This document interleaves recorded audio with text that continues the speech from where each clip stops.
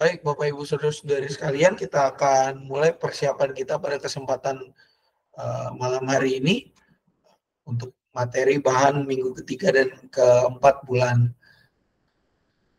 Agustus 2024 ini. Sebelumnya mari kita bersatu di dalam doa.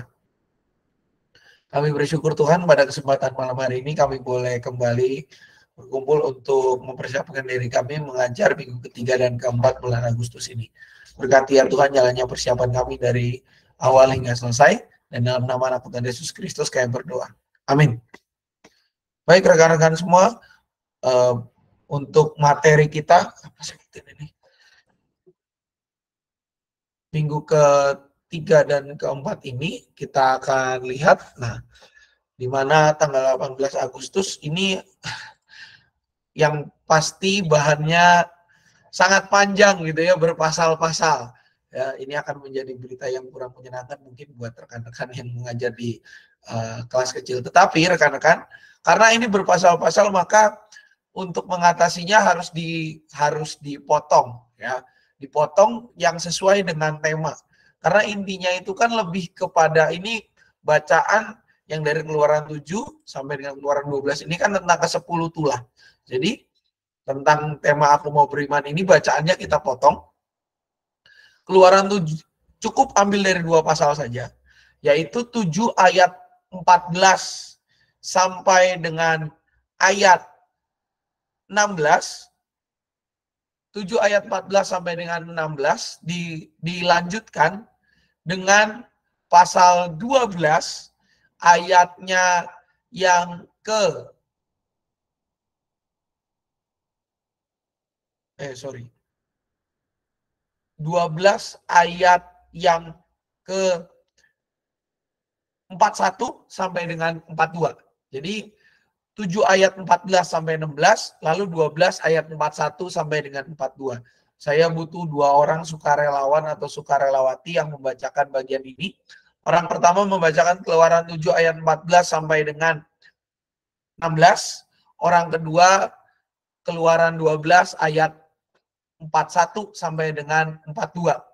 Adakah rekan-rekan ayat 40 sampai 42, 12 ayat 40 sampai 42. Orang pertama dulu, siapa yang mau baca ayat 7 ayat 14 sampai dengan 16? Satu orang.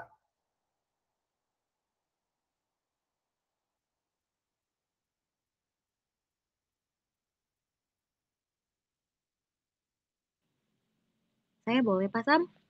Oke, makasih Kak Roma ya, ayat 14 sampai dengan 16. Lalu orang kedua, 12 ayat 40 sampai dengan 42. Satu orang, silakan. Boleh, Pak. Oke, silakan. Makasih Bu Samtini. Silakan Kak Roma ya. Suara saya jelas kan, Pak? Masuk Kak. Clear, jelas. Oh. Suara Pak Sam soalnya putus-putus. Oke.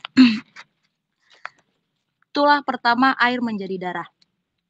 Berfirmanlah Tuhan kepada Musa, Firaun berkeras hati, ia tidak mau melepaskan bangsa itu. Pergilah kepada Firaun pada waktu pagi ketika ia keluar ke sungai. Nantikanlah dia di tepi sungai Nil dan bawalah di tanganmu tongkat yang tadinya berubah menjadi ular.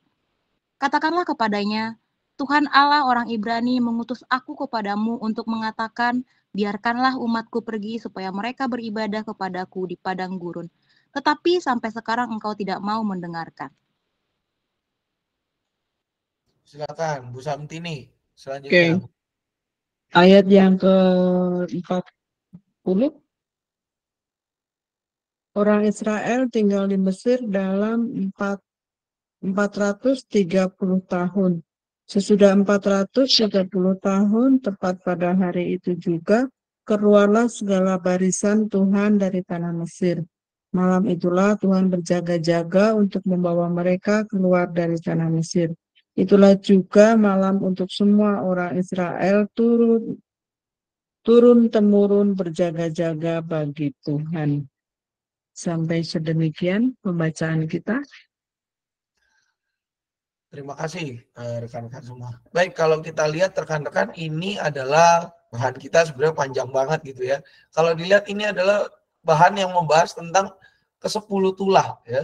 Dan juga selain daripada ke-10 tulah, sebelum pada tulah terakhir ada yang namanya ketetapan perayaan Paskah, sebuah perayaan yang menggambarkan kemenangan gitu ya, Paskah, Passover, bahwa bangsa Israel telah berhasil untuk melalui sebuah tahapan di dalam kehidupan mereka. Nah, kalau kita lihat rekan-rekan dari bahan ini, maka ini menjadi sebuah cerita yang memperlihatkan bagaimana Tuhan menyertai umat Israel dan mau membebaskan mereka.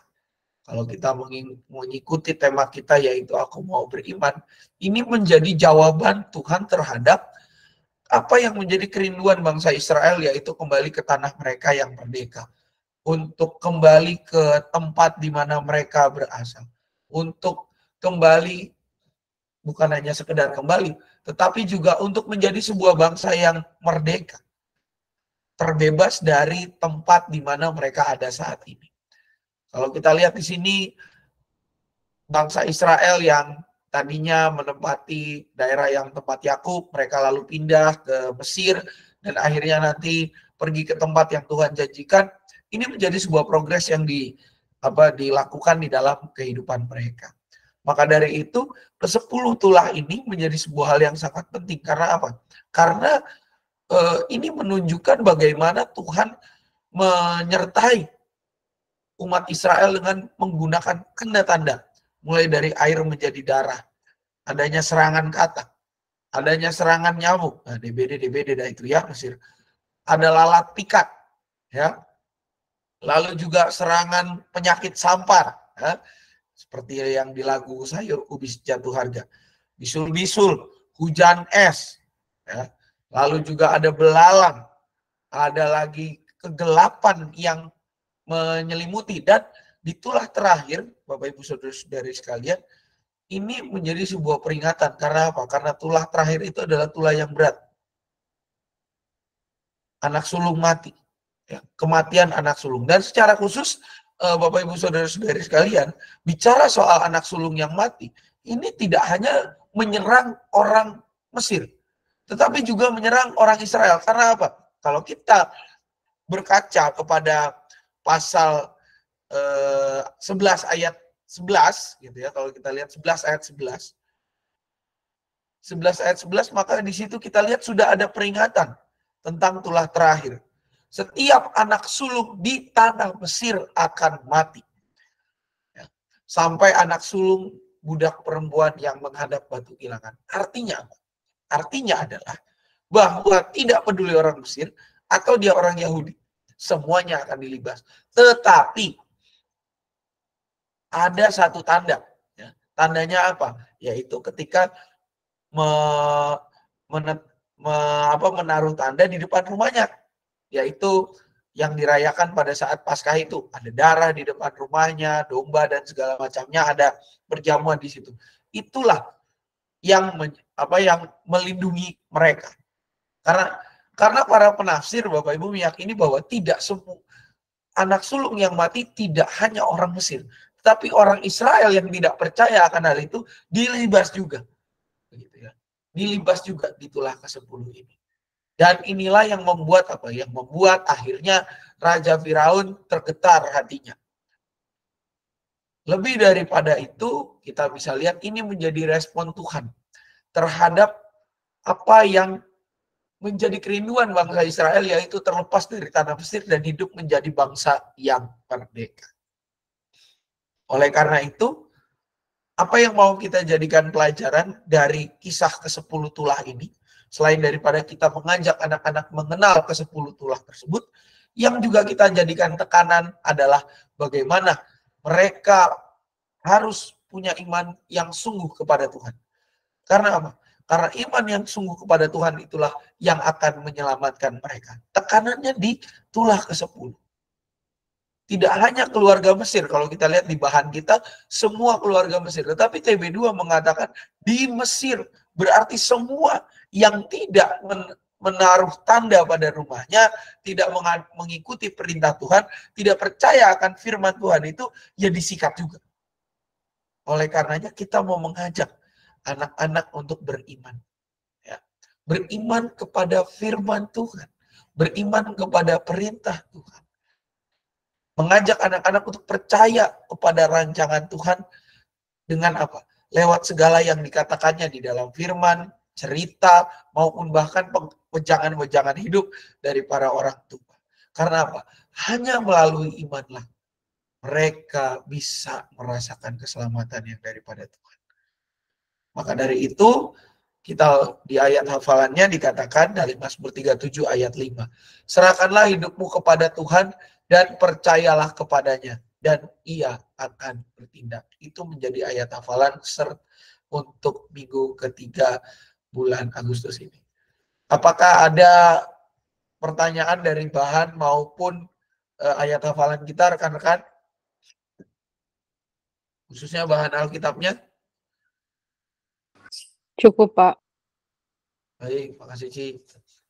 Rekan-rekan yang lain aman? Jadi diingat ya rekan-rekan, bahan bacaannya itu dari Keluaran 7 ayat 14 sampai dengan 16, dilanjut Keluaran 12 ayat 40 sampai dengan 42. Ini kayaknya dampak hujan nih, internet kita agak putus-putus malam hari ini. Oke, kalau udah nggak ada lagi, kita akan lihat untuk aktivitasnya. Nah, untuk aktivitas kelas kelas Daniel sampai Daud, ini aktivitasnya adalah aktivitas menempel ke 10 tulah gitu ya. Jadi urut-urutannya ya seperti yang tercantum di pembukaan ini gitu ya. Aktivitasnya ke 10 tulah, ada gambarnya ya. Nanti langsung mereka tempel-tempelin aja di tempatnya gitu ya. Ditempelin, diurutkan yang pertama apa, yang kedua, ketiga, keempat, kelima gitu ya, harusnya udah ada di link materinya. Untuk yang Yeskiel dan Musa kita main TTS ya, ke 10 tulah gitu ya. Anak-anak suruh diisi ini TTS biar mereka bisa hafal ya untuk ke 10 tulahnya. Ada pertanyaan untuk aktivitas rekan-rekan? Atau ada yang keberatan dengan aktivitasnya?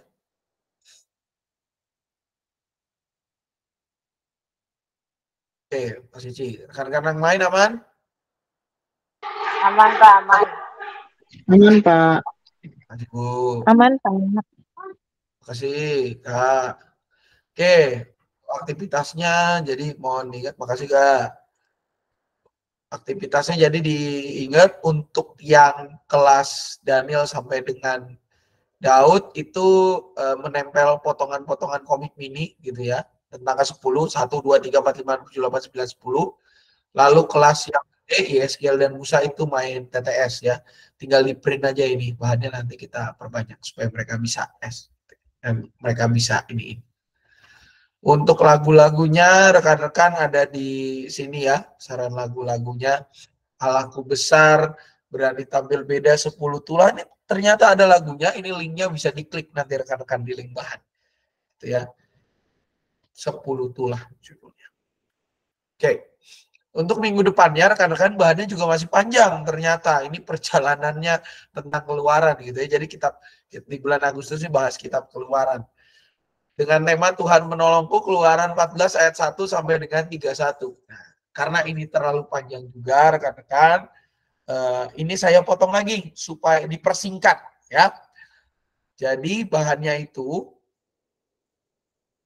untuk bahannya itu untuk ini, Keluaran 14 ayat 1 sampai dengan ayatnya yang ayat 1 sampai 7 dilanjut dengan ayat tadi mana tuh? Saya udah naruh pembatas kok hilang. Nah, ini. Ayat 26 sampai 31. Mudah-mudahan sudah membantu kita. Ya. Jadi ayat 1 sampai 7, 14 ayat 1 sampai 7 dilanjut dengan ayat 26 sampai dengan 31. Ya. Saya butuh 2 orang sukarelawan atau sukarelawati dalam bagian ini. Ayat 1 sampai dengan 7 ada yang bisa menolong? 14 ayat 1 sampai dengan 7.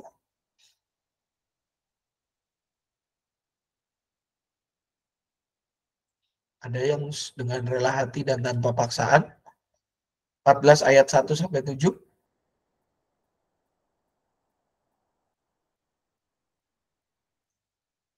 Saya, Pak.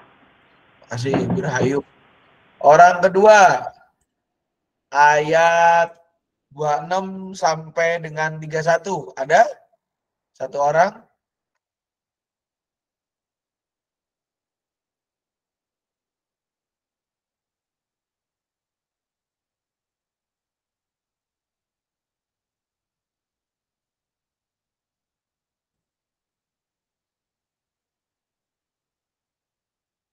Ada ayat Coba saya, Pak. 31. Oh ya, makasih Bu Santini. Silakan Berayu.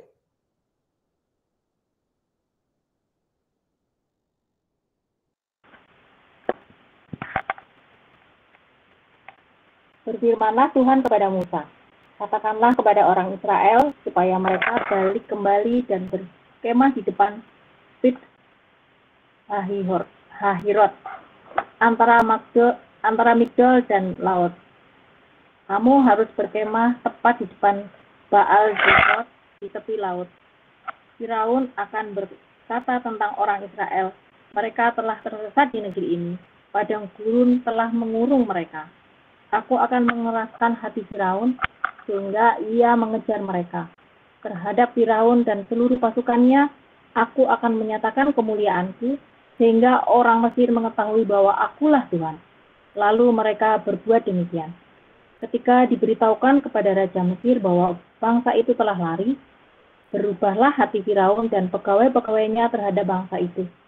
Mereka berkata, apa yang telah kita berbuat ini, sampai-sampai kita melepaskan orang Israel dari perbudakan kita. Kemudian ia memasang keretanya dan membawa serta rakyatnya. Ia membawa 600 kereta yang terpilih. Ya, semua kereta Mesir, masing-masing lengkap dengan perwiranya. Silakan Bu Santini.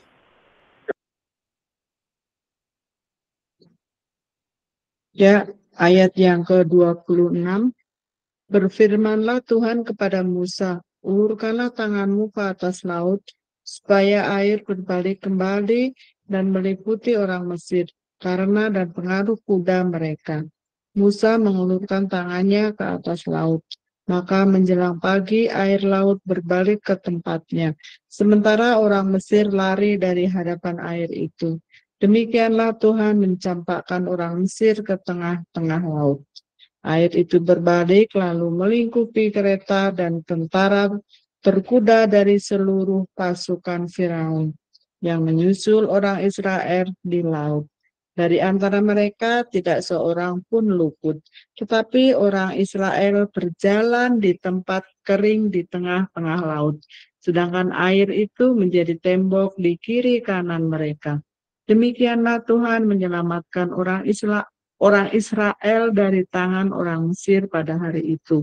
Orang Israel melihat orang Mesir mati terdampar di tepi laut. Ketika orang Israel melihat betapa dahsyatnya tindakan Tuhan terhadap orang Mesir, takutlah bangsa itu kepada Tuhan. Lalu mereka percaya kepada Tuhan dan mempercayai Musa hambanya. Demikianlah pembacaan kita hari ini. Tuhan Yesus memberkati. Amin. Terima kasih rekan-rekan semua. Baik, kalau kita lihat ini menjadi kelanjutan dari tulah tadi, gitu ya rekan-rekan, bahwa bangsa Israel akhirnya dibebaskan dan mereka sekarang tinggal menyeberangi laut. Kalau kita lihat rekan-rekan, maka di sini ada catatan yang sangat menarik yang menguatkan bahwa ternyata selama ini ketika di Mesir bahkan sebelum pembebasannya ini sudah ada bakat-bakat bangsa Israel itu gampang berpindah kepercayaannya. Clue-nya di mana? Ayat 31. Dikatakan takutlah bangsa itu kepada Tuhan, lalu mereka percaya kepada Tuhan dan mempercayai Musa hambanya. Ini menjadi clue yang menggambarkan bahwa bangsa Israel ternyata tidak sepenuhnya percaya kepada Tuhan sampai pada saat itu. Karena apa? Ketika mereka keluar dari tanah Mesir, mereka nyampe ke dekat laut, mereka pun bingung. Ini gimana? Mesir mau ngejar, saya sudah di tengah laut. Ada yang, kalau saya pernah nonton penggambarannya di dalam adaptasi dari kisah ini di dalam sebuah film gitu ya. Ada orang yang orang yang mengatakan, oh ya sudah kita kembali saja kepada di Raja Mesir gitu ya. Dan itu terulang ketika mereka mendapatkan bencana kelaparan, mereka bilang, kenapa Tuhan membawa saya keluar? Sudahlah, lebih baik saya mati kekenyangan di Mesir daripada di sini saya mati kelaparan. Ini menjadi clue bahwa bagaimana ternyata orang Israel, umat pilihan Allah itu tidak sepenuhnya percaya kepada Tuhan. Di dalam kesempatan inilah Tuhan menggunakan dua cara untuk menunjukkan kemahakuasaannya. Yang pertama, Tuhan menggerakkan Firaun dengan mengeraskan hatinya. Jadi kadang di sini rekan-rekan kalau kita lihat, Tuhan menggunakan musuh itu ternyata juga untuk menguatkan kita, untuk menyadarkan kita sebenarnya gitu ya. Kalau Firaun nggak mengejar orang Israel, ada pernah ahli tafsir mengatakan begini. Kalau Firaun tidak mengejar Israel, maka Israel akan berbalik kembali. Karena mereka sudah di ujung dan udah depannya laut. Nggak mungkin mereka nyebrang. Jadi ada sebagian orang yang sudah kembali. Kalau Firaun tidak mengejar bangsa Israel, maka bangsa Israel mungkin setengahnya akan kembali. Hanya tinggal Musa dan beberapa pengikutnya yang setia yang akan nyebrang. Makanya Tuhan menggunakan Firaun, yang pertama fasilitas pertamanya dengan apa? Mengeraskan hatinya supaya mengejar orang Israel. Mengejar orang Israel dan membuat mereka agak ketakutan. Mendesak mereka untuk mau tidak mau harus menyeberang laut itu. Dan yang kedua, Tuhan menggunakan kuasanya dengan apa? Membuat laut itu terbuka, terbelah. Mereka menyeberang di tanah kering. Dan perjalanannya tidak sebentar Bapak Ibu, cukup panjang gitu ya. Menyeberang laut cukup panjang, walaupun tidak dijelaskan berapa meter atau berapa kilometer panjangnya. Tetapi yang jelas itu perjalanannya panjang. Karena dalam sebuah penggambaran ya, kita paling gampang penggambaran tentang kisah Alkitab itu dengan melihat adaptasi dalam bentuk film. Dalam bentuk film itu ada orang yang ya walaupun jalan di tanah kering, mereka masih lihat-lihat ke belakang, ada yang jalannya nyantai dan Musa sudah teriak-teriak, ayo buruan, cepet gitu ya. Di belakang sudah ada bangsa Mesir. Mereka masih nyantai-nyantai baik gitu ya, tenang-tenang baik. Mereka menyeberang dan tidak mudah. Makanya Tuhan juga menggunakan itu untuk melihat, wah ternyata terbuka, ayo kita nyebrang. Dan yang nyuruh nyebrang itu Musa, karena mereka sempat amazed doang. Wih, keren, lautnya terbuka cuy, gitu ya. Mereka nyebrang. Setelah mereka nyebrang, disinilah Tuhan beraksi menggunakan aksinya yang kedua tadi. Dengan apa? Tidak hanya dibukakan, karena mereka juga ada panik. Lah kalau ini lautnya jadi benteng air begini, lah mereka juga bisa nyebrang dong bangsa Mesir itu. Tuhan menunjukkan dan berfirman kepada Musa, dikatakan, taruh tanganmu air supaya balik lagi. Dibaliklah semua. Karena apa? Sudah sebagian dari orang Mesir itu mulai menyeberangi jalan itu. Tetapi apa? Tuhan sudah mengatur roda kereta berjalan miring dan maju dengan berat. Tandanya apa? Mereka melintasi tanah yang basah, tanah yang berlumpur. Kalau orang tanah berlumpur masih bisa angkat kaki kiri, angkat kaki kanan. Tapi kalau pada waktu itu kekuatan Mesir dengan kereta kudanya yang ya cukup advance pada saat itu Mesir secara teknologi peperangan gitu ya, Bapak Ibu sudah mengadopsi kayu yang dilapisi dengan baja dan juga mengadopsi beberapa teknologi lainnya, apalagi pakai kuda. Nah, itu menjadi sebuah kesulitan tersendiri. Ya. Karena apa? Kereta-kereta orang Mesir, kalau saya sempat membaca sebuah ensiklopedia perang begitu ya, pada zaman itu kekuatan di daerah Mediterania dan sekitarnya, kereta-kereta yang digunakan oleh tentara Mesir itu adalah kereta-kereta yang mengejar kecepatan, mengejar speed, ya. Dan kuda-kuda mereka itu dilatih untuk mengejar, gitu ya. Jadi untuk ngejar musuh. konsepnya sama seperti tank Jerman di Perang Dunia Kedua yang kita kenal dengan nama Tiger Tank. Gitu ya. Jadi ketika mereka masuk lumpur, itu akan menjadi persoalan. Mereka karena apa? Karena susah untuk gerak, apalagi pakai roda gitu ya. Wah, rodanya sudah agak diperberat supaya rada kenceng. Nah, malah mendelep. Nah, itu menjadi persoalan tersendiri. Tetapi Tuhan menggunakan alat itu untuk menunjukkan apa? Menunjukkan kemahakuasaannya kepada bangsa Israel. Mengajak bangsa Israel untuk percaya penuh kepadanya. Karena dialah yang menolongnya. Makanya dalam kitab Yosua kan diulang lagi. Atau bahkan di dalam kitab Ulangan diulang lagi. Ingatlah Tuhan Allahmu yang telah menolong engkau keluar dari tanah Mesir. Dan di sini kita bisa lihat bagaimana umat Israel diajak untuk percaya bahwa Tuhanlah penolong. Apa yang mau kita katakan kepada anak-anak? Yang mau kita katakan kepada anak-anak apa? Tuhan itu senantiasa menolong kita.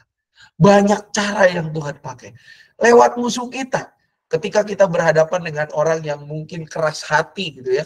Ya ada aja kan di dalam kehidupan anak-anak zaman sekarang. Mereka yang mulai mengeluhkan temannya. Susah banget sih dibilangin gitu ya. Tapi kadang-kadang Tuhan bisa pakai mereka sebagai alat supaya mereka bisa bersabar.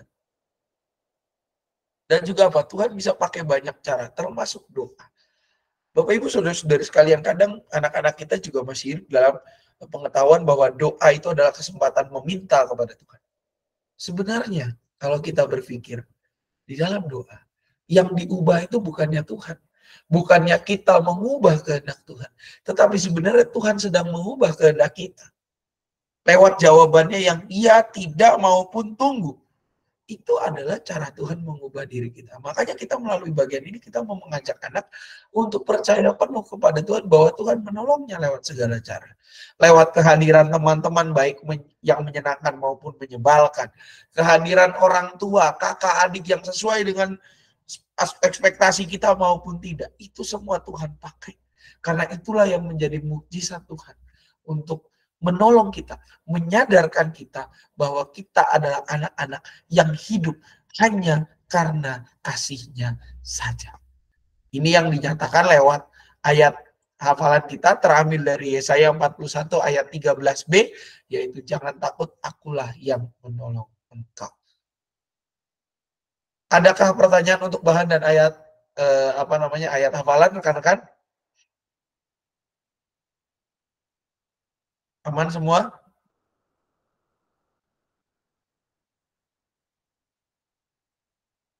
Oke. Baik rekan-rekan, kalau aman, jadi diingat lagi ya untuk bacaannya, bahannya itu dari Keluaran 14 ayat 1-7 dilanjut dengan ayat 26 sampai 31. Itu ya, udah dipotong tuh. Ya, kalau yang nulis semua yang mau baca semua ya terserah, boleh juga. Tapi yang pasti bahan kita sudah dipersingkat gitu ya, sesuai dengan kemampuan anak-anak, yaitu ayat 1-7 dilanjut dengan 26 sampai dengan 31. Nah, untuk aktivitasnya, rekan-rekan semua, untuk anak kelas Daniel sampai dengan Daud, yang ini aktivitasnya ya, tempel seperti ini, gitu ya, supaya mereka paham kayak mana sih orang Israel nyebrang itu, gitu ya, seperti ini. Dan untuk kelas yang lebih besar, rekan-rekan, kita mau mengajak anak-anak untuk, nah ini, kelas Yehezkiel dan kelas Musa. Menuliskan ya masalah-masalah yang dihadapi dan doanya seperti apa. Agar mereka bisa lebih paham untuk bisa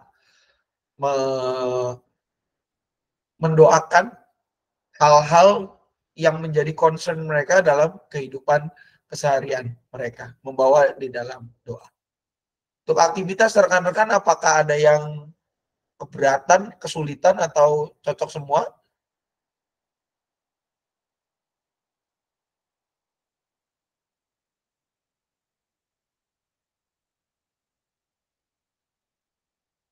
Jadi yang untuk kelas Yehezkiel dan Musa, aktivitasnya yang ini ya. Untuk kelas Daniel sampai Daud, aktivitasnya yang seperti ini. Daniel, Esther, Daud. Oke, kalau Yes, tidak Dok. ada Pak Sam. ya, Cik. Yes, Ya, ya, dapat nggak ya aktivitasnya? ini Cik. Iya, maksudnya Harusnya sama bisa sih. anak-anaknya. Justru kita mau menolong mereka sih untuk belajar mengidentifikasi diri sebenarnya, Cik.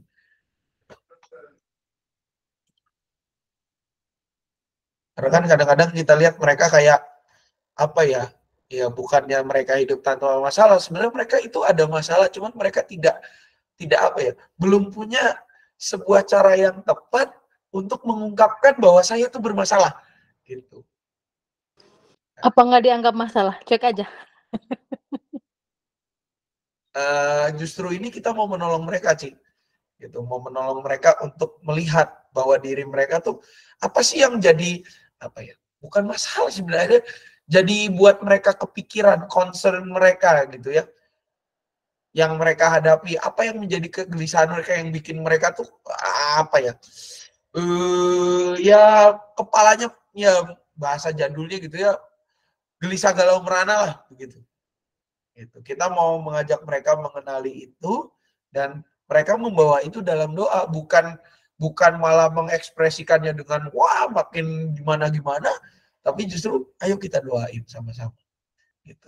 Bawa masalah, bawa problem atau bawa kerinduan kamu, baik itu yang kamu rasakan maupun pokoknya kegelisahan apapun ya kita coba bawa di dalam doa. Itu sih tujuannya, Ci. Kita mau menolong mereka. Oke, aman lah. Siap, Ci. Harusnya sih bisa lah ini. Perlahan-lahan kita tolong mereka. Karena kalau bukan kita ya siapa lagi, kadang-kadang berpikirnya di situ. Untuk menolong mereka mengenali perasaan-perasaan di dalam diri mereka. Keluhannya anak-anak sekarang, rekan-rekan adalah mereka tidak cakap di dalam mengenali atau bahkan menganalisis apa yang terjadi dalam diri mereka karena hidup di zaman yang serba cepat, hidup di zaman yang ya satu belum beres, yang satu udah datang dan mereka harus akhirnya tertimbun dan di usia mereka yang masih sangat muda kita mau coba tolong mereka lah gitu ya supaya mereka bisa menjadi anak-anak yang membawa segala problem mereka di dalam doa dan menjadikan doa sebagai alat yang bisa mengubahkan diri mereka. Karena kalau ya kita bukannya mengecilkan kuasa doa, tetapi kadang itulah cara Tuhan juga bekerja lewat caranya yang misterius. Oke, untuk aktivitasnya sudah, berarti kita masuk kepada bagian lagu-lagu yang disarankan ini ada Allahku Besar.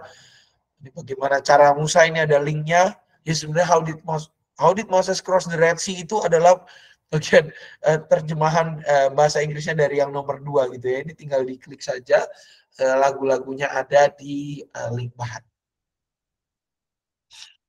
Oke rekan-rekan, cukup semua? Ada tambahan?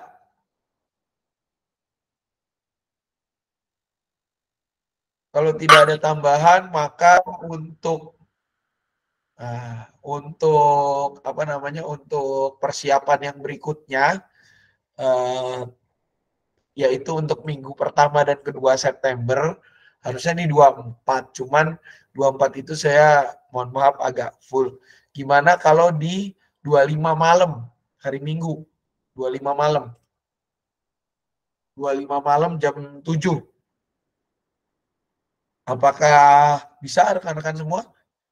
25 malam untuk persiapan minggu pertama dan kedua bulan September. Hari Minggu. Jadi minggu malam bukan malam minggu. Bisa? Siap, Ci. Nuhun. Ya, Bu Sri. Ya. Ya, Bu. Masuk, Bu. Halo. Bisa. Oh, bisa. Oke. Siap. Oke, jam 7 ya rekan-rekan seperti biasa. linknya sudah ada. Oke, save. Jadi rekan-rekan untuk persiapan GSM berikutnya itu tanggal 25 Agustus 2024 jam 7 malam. Hari Minggu malam, bukan malam Minggu. Oke, kalau sudah tidak ada lagi rekan-rekan, kita akan akhiri persiapan ini di dalam doa. Mari kita berdoa.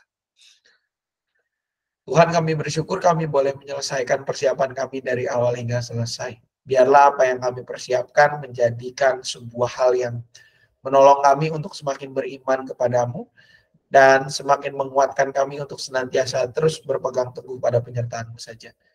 Jika sebentar kami akan berpisah melanjutkan kehidupan kami, tolong kami ya Tuhan, agar semua hal yang kami lakukan, semua aktivitas kami hanya berpadanan seturut dengan kehendak-Mu saja.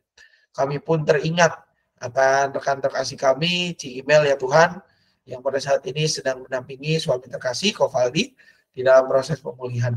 Berkati ya Tuhan jalannya pemulihan, Tuhan sertai Ci Email bersama dengan keluarga yang mendampingi.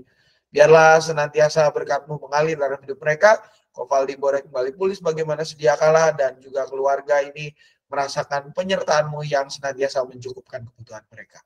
Inilah doa kami ya Tuhan yang kami satukan dalam nama Anak Tuhan Yesus Kristus, kami berdoa. Amin. Selamat malam rekan-rekan semua, selamat melanjutkan aktivitas. Tuhan Yesus memberkati. Makasih Pasha, makasih Ma. Selamat Malam malam. teman-teman, terima kasih.